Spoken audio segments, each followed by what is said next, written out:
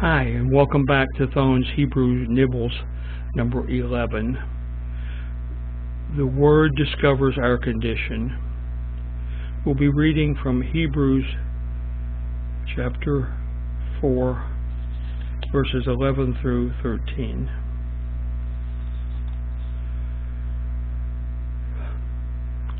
Let us labor, therefore, to enter into that rest, lest any man fall after the same example of unbelief.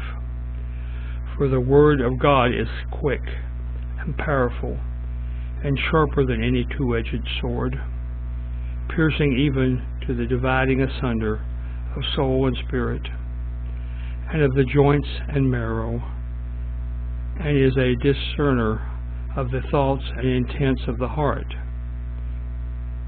Neither is there any creature that is not manifest in his sight, but all things are naked and open unto the eyes of him with whom we have to do. This is an example of the rest of the Israelites after the conquest. They conquer Canaan. But why is this in the Bible? God rewards us with times of rest. The communications is to rest in the Lord when such a time is provided. The application to me.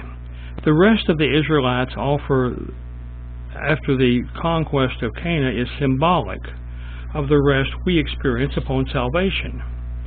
We have this rest along with the freedom. We note here that this is not at all a rest earned by a rebellious victory over God. We beat God, so we get to rest. No, but rather a rest because of our loving submission to Him. This is by following the Word of God. Often the Word is reflected as a sword, but this is absolutely not an attack upon believers. That sword is used as a symbolic to penetrating unbelievers' hearts to demonstrate to them the difference between who they think they are and who they really are. Part of convincing them of their sinfulness and leading them to the Word as a victorious haven of rest upon conversion. This is often one of the major roadblocks to salvation.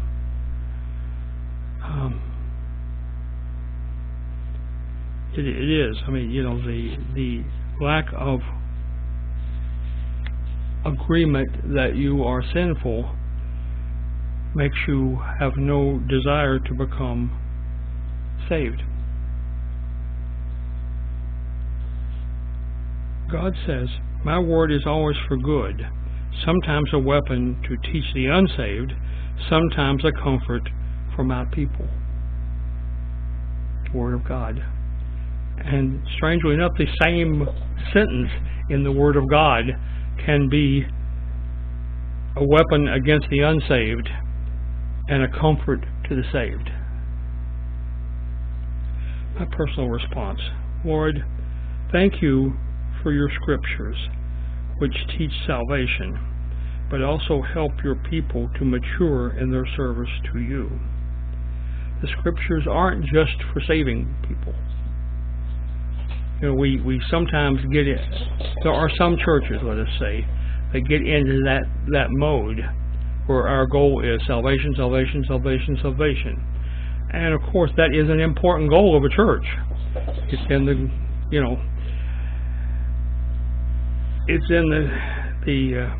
the commandment. However, also there is that we are to also teach and cause understanding in the world that's at war with one another, that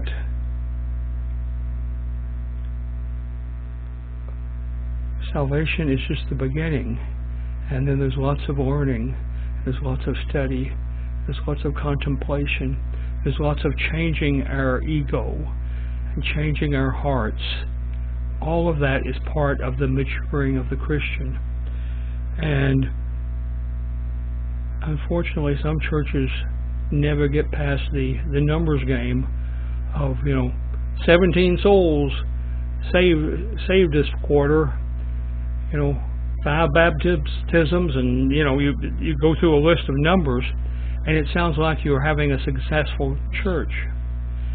And I suppose if those salvations are indeed true, that is a success in the church. But it's just the beginning, and there's a much greater success waiting down the road when all those people become witnesses for the Lord. So we'll talk next time. See you later.